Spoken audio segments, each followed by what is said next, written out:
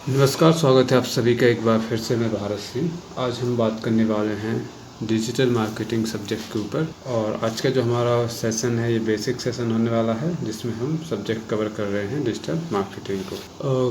कहा जाता है कि जब भी हम किसी फील्ड में करियर बनाना चाहते हैं तो उसका सबसे पहला जो हमारा इम्पोर्टेंट स्टेप होता है वो क्या होता है, वो होता है अपना परफेक्ट स्टार्टिंग। देखिए, बाकी फील्ड का तो पता नहीं, लेकिन आप डिजिटल मार्केटिंग में एक सक्सेसफुल करियर बनाना चाहते हैं तो हम इसके लिए परफेक्ट जो इंट्रोडक्टरी वीडियो है वो हम यहाँ पे लेके आए हैं। इस वीडियो में हम सबसे पहले बात करेंगे कि डिजिटल मार्केटिंग क्या होती है और क्या इसके कंपोनेंट होते हैं, इसका करियर कैसा है, इसकी इतनी डिमांड क्यों है।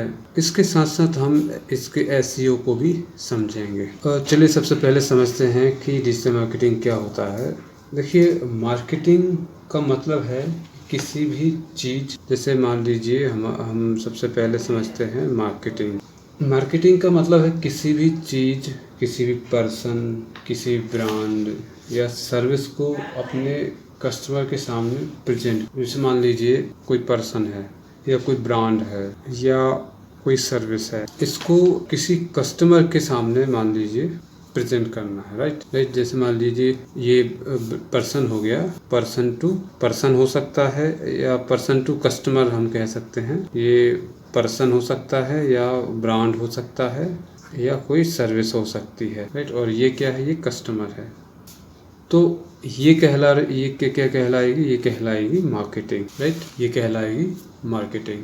और इसी कार्य को अगर मान लीजिए हम इसको ऑनलाइन करें, ठीक है, इसको अगर हम ऑनलाइन कर देते हैं, और ऑनलाइन मतलब कि डिजिटल प्लेटफॉर्म का यूज करके हम इसको अगर करें तो ये क्या कहला जाएगी, ये हो जाएगी डिजिटल मार्केटिंग।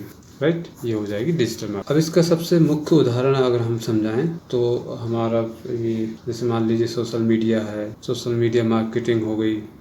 दूसरा गूगल एड्स हो गया और पेड कैंपेन हो गए।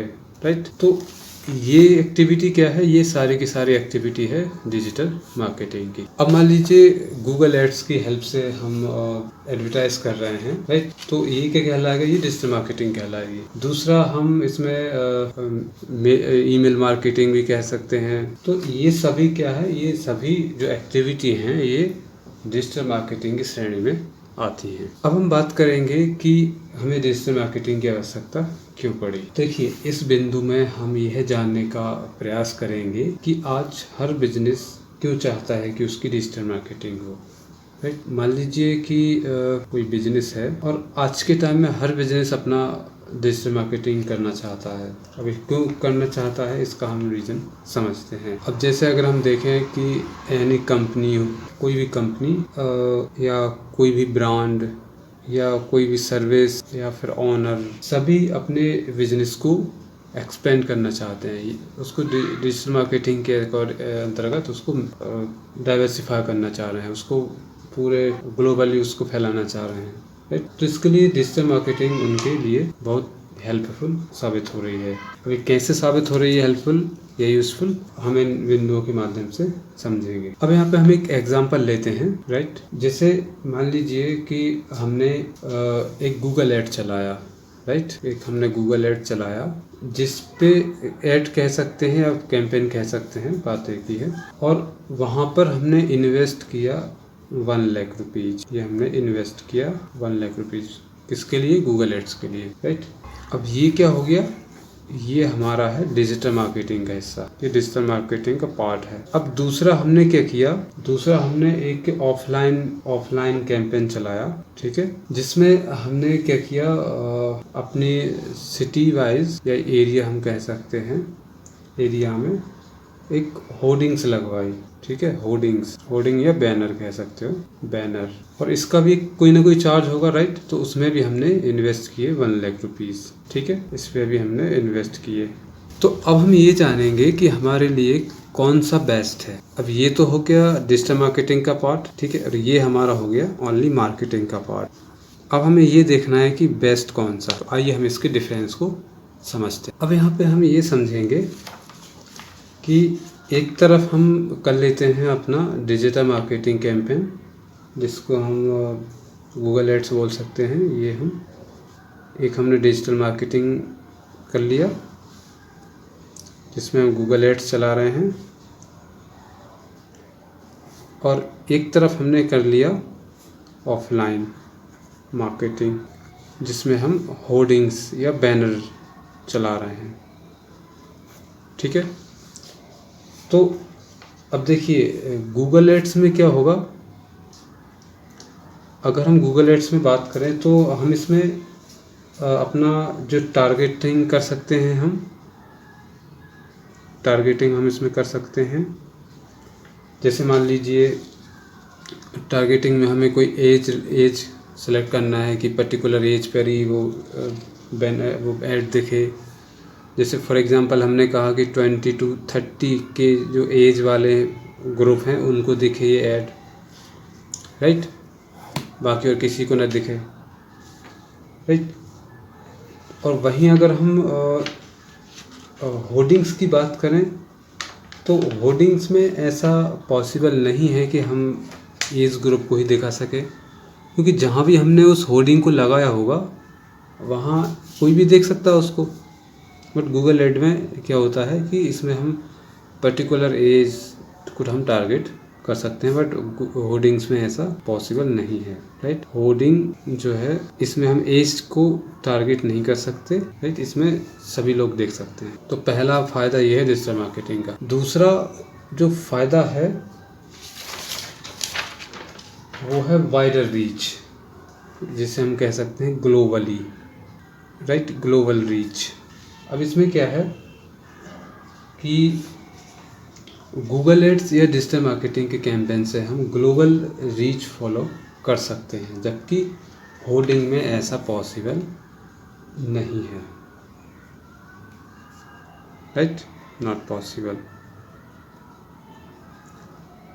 क्योंकि गूगल एड्स को हम कहीं भी रन कर सकते हैं, बट होर्डिंग्स को हम कहीं भी रन नहीं कर सकते हैं, उसकी एक लिमिटेशन होती है।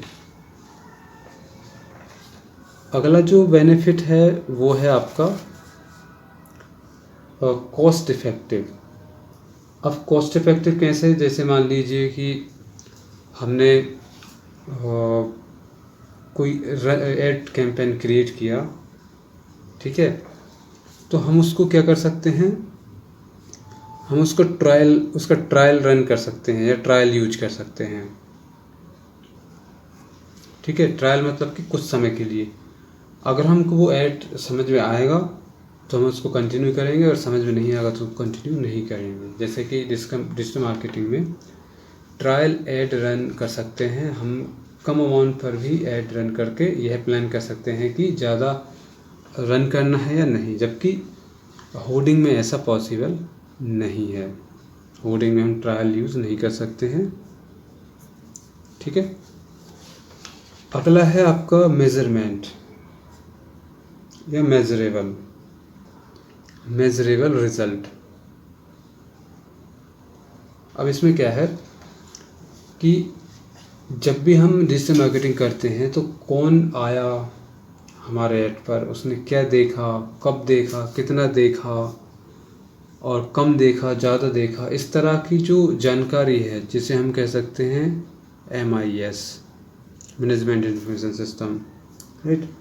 तो ये जानकारी हमें डिजिटल मार्केटिंग में मिलती है, बट होर्डिंग्स में ऐसा पॉसिबल नहीं रहता है। इस तरह का डेटा हम होर्डिंग्स में नहीं प्राप्त कर पाते, राइट। अगला है आपका फ्लेक्सिबिलिटी, राइट। अगला है आपका फ्लेक्सिबिलिटी। मान लीजिए कि हमने 1 लाख इन्वेस्ट किया, तब डिजिटल मार्केटिंग में हम कभी भी अपने एड्स को स्टॉप कर सकते हैं, फिर वापस से रिज्यूम कर सकते हैं, और आपको एक प्लेटफॉर्म सेटिस्फैक्शन अगर मिलता है तो हम उसको फॉलो करते हैं, नहीं तो हम उसका प्लेटफॉर्म चेंज कर देते हैं, राइट। जबकि वो होर्डिंग्स में ऐसा पॉसिबल नहीं है। होर्डिंग्स में एक बार हमने बैनर या ऐड लगा दिया, उसको चेंज हम नहीं कर सकते। बट डिजिटल मार्केटिंग में हम अपनी सेटिस्फैक्शन को ध्यान में रखते हुए इसमें अपडेशन कर सकते हैं। तो आज के सेशन में फ़िलहाल इतना ही। उम्मीद है आप सभी को यह सेशन समझ में आया होगा, पसंद आया होगा और यूज़फुल रहेगा।